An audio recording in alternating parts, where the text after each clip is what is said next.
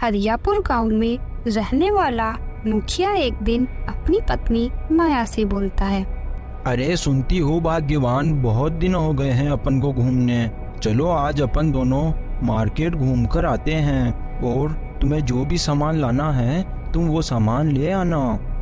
घूमने फिरने की बात सुनकर माया बहुत खुश हो जाती है। घूमना करना किसे पसंद नहीं है, पति देव पर आपकी माताजी भी तो है, वो अपन दोनों को नहीं जाने देगी और मैं जैसे ही इन्हें बोलूंगी वो अपना कोई बहाना बना लेगी।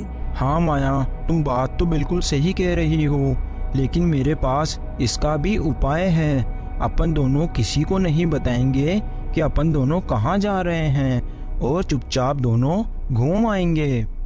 मुखिया की यह बात उसकी पत्नी मान जाती है और फिर अगले दिन सरपंच और उसकी पत्नी दोनों अपनी माँ से छुपकर घूमने के लिए मार्केट चले जाते हैं। मार्केट में घूमकर मुखिया की पत्नी बहुत खुश हो जाती है और बोलती है, अजी सुनते हो, यहाँ मार्केट में घूमकर तो मुझे बहुत मजा आ गया। कितना बड़ा मार्केट है और तो यहाँ पर हर तरह की चीजें मिल रही है। तभी उनके पास से एक औरत गुजरती है।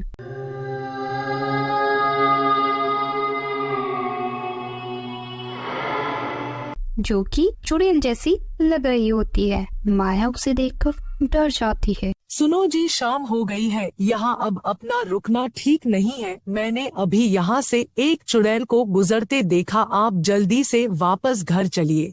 माया की यह बात सुनकर मुखिया हंसता है और बोलता है, अरे मेरी भाग्यवान, क्या बोल रही हो? यहाँ पर कौन सा भूत आएगा? मुझे ऐसा लगता है तुम मार्केट में घूम घूम कर थक चुकी हो, इसलिए ऐसी बातें कर रही हो। और वैसे भी भूत और चुड़ैल कुछ नहीं होते हैं। और भाग्यवान, यहाँ पर क्या भूत सब्जी लेने आएगा? मुखिया और उसकी पत्नी माया दोनों अपने घर जाने लगते हैं। अभी थोड़ा आगे चलते ही उन्हें रास्ते में एक लड़की रोते हुए दिखाई देती है।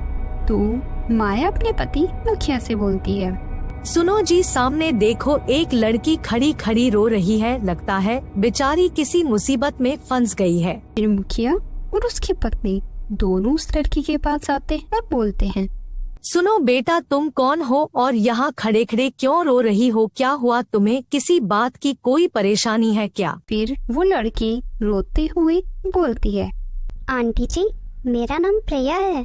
मैं अपने मम्मी पापा के साथ मार्केट में आई थी। मेरे मम्मी पापा पता नहीं कहाँ चले गए। क्या आप मुझे मेरे मम्मी पापा से मिला दोगे क्या? लड़की को इस तरह रोते देख उसकी यह बात सुनकर मुखिया को उसके ऊपर दया आ जाती है। तो मुखिया उस लड़की से बोलता है, बेटा तुम चिंता मत करो, हम तुम्हारे मम्मी पापा को ढूंढने में तुम्हारी मदद करेंगे। लेकिन बेटा अभी रात हो चुकी है, तुम अभी हमारे साथ हमारे घर चलो। कल अपन वापस मार्केट आकर तुम्हारे मम्मी पापा को मिलकर ढूंढ लेंगे।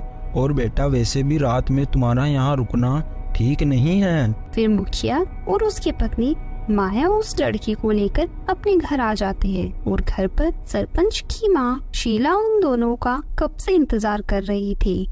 तीनों के आते ही शीला बोलती है, आ गए दोनों मियाँ बीबी। रोते फिरकर तुम दोनों को बूढ़ी माँ की चिंता तो है ही नहीं। यह नहीं सोचा कि बेचारी बूढ़ी माँ घर पर अकेली है, कहीं गिर पड़ गई तो कौन उठाएगा। लेकिन तुम दोनों को कोई चिंता नहीं है। और ऊपर से ये चुड़ैल बहू और मिल गई, जिसको कुछ शर्म नहीं आती। मेरी तो किस्मत ही फूट गई। मुखिया को अपनी माँ की बात सुनकर गुस्सा आ जाता है और मुखिया अपनी माँ से बोलता है, यार माँ, आप हमेशा मेरी पत्नी माया के पीछे क्यों पड़ी रहती हो?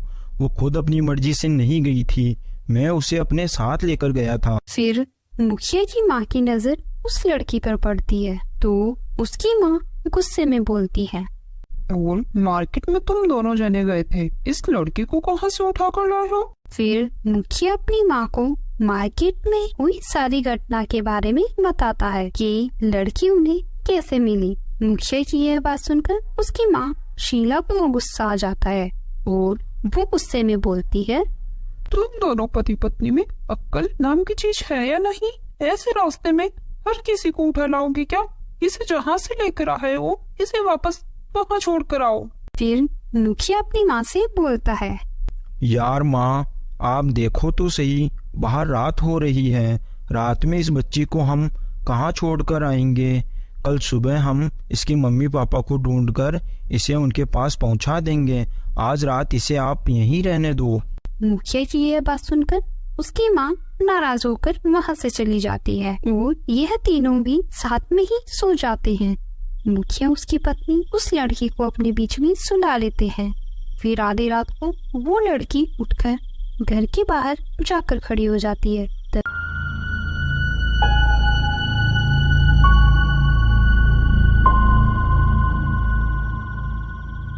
तभी वहाँ थोड़ी देर में एक भूत आता है और थोड़ी देर में ही दिया भी एक चुड़ैल में बदल जाती है। तो वो भूत हंसता है और बोलता है,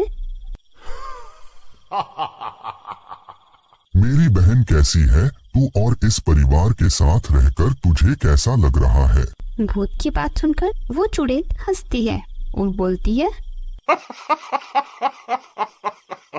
अरे मेरे भाई, एक बार मुझे मौका मिलने दे, इस पूरे परिवार को मैं कच्चा ही खा जाऊंगी। अगले दिन सुबह जब शीला घर के बाहर जाती है तो वह देखती है कि उनकी गाय को किसी ने मारकर खा लिया है।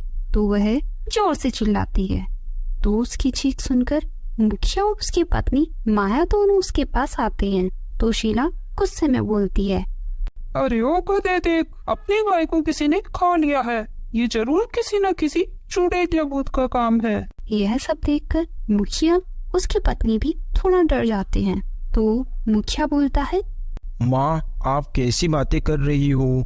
आज के जमाने में तो भूत और चुड़ैल कहाँ से आएंगे?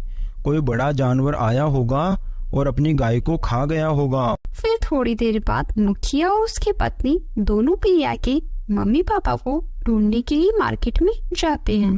काफी देर ढूंढने के बाद भी उनको उसके माता पिता कहीं नहीं मिलते। तो वो लोग वापस घर आ जाते हैं। उन दोनों के साथ किसी को न देखकर प्रिया उनसे बोलती है, आंटी अंकल, आप दोनों को क्या मेरे माता पिता नहीं मिले?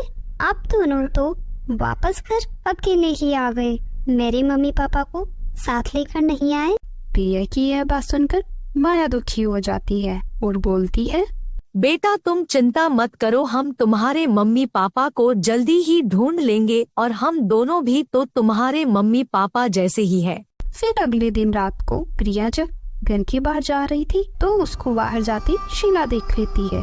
तो वो भी उसका पीछा करने लगती है और थोड़ा दूर चलने के बाद शीला देखती है प्रिया एक चुड़ैल में बदल गई और एक भूत के साथ बातें कर रही है। यह सब देखकर शीला के मुंह से चीख निकल जाती है। तो शीला की चिल्लाने की आवाज से मुखिया और उसकी पत्नी दौड़कर वहां आ जाते हैं और देखते हैं कि वहां चुड़ैल और भूत है। तो चुड़ैल हंसती है और बोलती है, चलो अच्छा हुआ तुम दोनों भी आ गए, आज हम दोनों भाई बहन अच्छे से पेट भर के खाएंगे। चुड़ैल कितना बोलते ही वहाँ पर पास से गुजर रहा एक तांत्रिक आ जाता है और बोलता है, दुष्ट चुड़ैल, मैं तुझे ऐसा नहीं करने दूंगा। इतना बोलकर तांत्रिक कुछ नहीं करता है और भूत और चुड़ैल दोनों को अपनी झोली में बंद करके अपने साथ ले जाता है। Thanks for